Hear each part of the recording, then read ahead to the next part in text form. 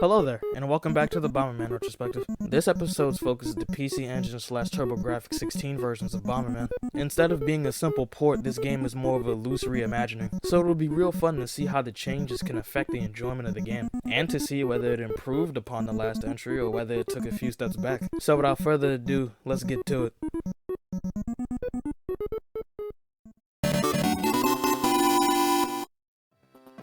This section is going to be fairly short since there isn't much information out there about this game's development. Most of what's known about this game's development can only be found in the credits, where we can also see that this is the same team that would go on to work on even more games in the future. Anything else known about the development of this game comes from simply looking at the game and seeing what's changed. The first thing you're going to notice is how we have yet another art style change. It's not as drastic of a change going from the 1983 game to the 1985 game, but it's noticeable. All of these designs are much rounder than before, and Bomberman in particular looks to be much fatter than usual. And since the PC Engine was way more powerful than NES, they were able to get better colors than the NES game. The colors are way more vibrant, and along with the fact that they vary more often, it helps the game look great, even in this day and age. The PC Engine will be home to two more of these games that we're going to talk about later on in the retrospective, and they all managed to look great in their own right. While we don't know much about the game's development, I still hold out hope that in the future we can get an interview, or something, so that we can have more information.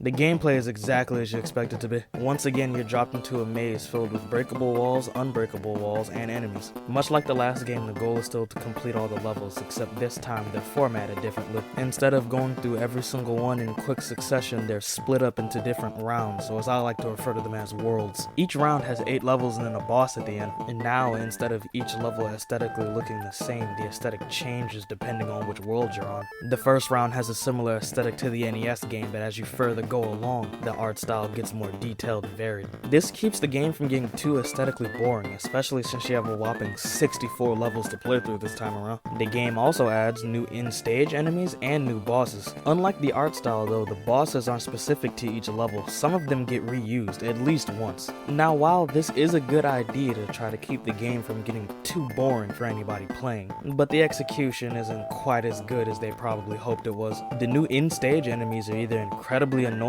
or barely do anything at all, and the bosses can be complete pushovers depending on what type of power-ups you have. Fittingly enough, the most difficult boss in the game is the final boss, which can be best described as a variation on the multiplayer, with a few distinct changes to increase the difficulty. In fact, the final boss is so difficult it almost felt like I was playing an entirely different game. Not to say that the rest of the game is easy, all I'm saying is that it gets boring really quickly, and I feel like that's this game's main problem. Even though your starting speed is much faster than in the last game, I still prefer the last game to this one. This is one of the first times I ever actually got bored playing one of these games. And so far, it's the only time I've been excited for the game to end. And this game's really weird that way. It doesn't do much different from the games that came before or after it. And later games would even take concepts from this one and execute them far better. Does that make this game bad because its execution was a little off? Does it make the game bad that it can get a bit boring? Maybe.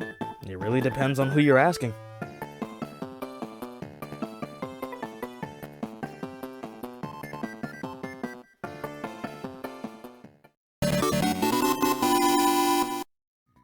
Before I get into the story, I'd like to talk about the box art once again. When researching information about this game, I found that the most common topic brought up in discussions is the box art. Not the Japanese box art, but the American box art specifically. It has that same uncanny valley realistic style that the original Mega Man's cover had. Needless to say, this doesn't accurately portray the game in the slightest. Not art style, not tone, and definitely not story. The story of this game has a much lighter tone than that of the first one. In this game, Bomberman is created by a scientist, Dr. Mitsumori specifically. After creating the first unit, he created another one labeled Black Bomber. However, this model went berserk and kidnapped his daughter. So now it's your job to rescue her from the mechanical castle he has her in. At the end, you rescue her, she reunites with Mitsumori, and everything goes back to normal. Like I stated in the last video, this game immediately drops any of the story elements of the last one, completely rewriting history and making it so Bomberman was created by an entirely different force. It also adds Black Bomber, a staple character of the franchise that doesn't really have a consistent depiction. It also introduces Blue, Red, and Green Bomber, colors that were just introduced for the multiplayer mode but over time have become their own characters.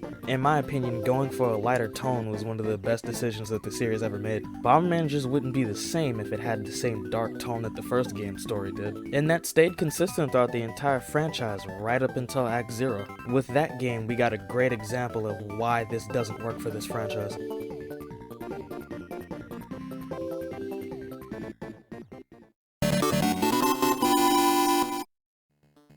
Returning to work on the music for this game is Jun Chikuma, and just like last time, the music is just as good. This is the first game we get to see what I mentioned in the last video about there being many different versions of the Bomberman theme, and how all the different versions remix and remaster it in different varied ways. And unlike the last game, the music actually changes depending on which round you're on, although it isn't exactly specific to each round.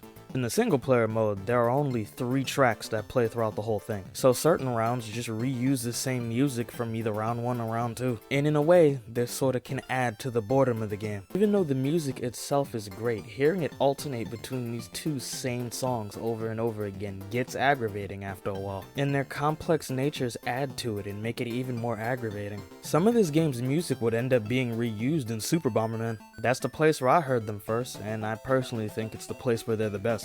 But that's for another video.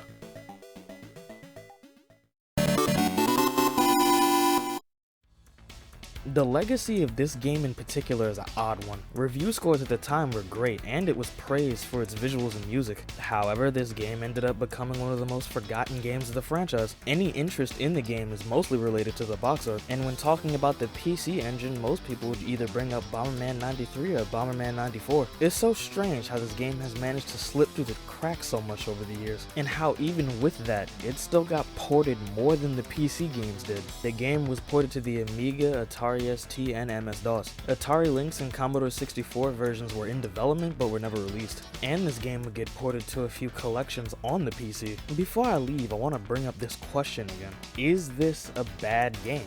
In my eyes, I don't see it as bad, I just see it as uninteresting. But for other people, this could be one of the best games of the franchise. With how high reviews are, this has to be somebody's favorite game. And if it is, or even if it isn't, tell me in the comments. I'd love to know what your reasons are.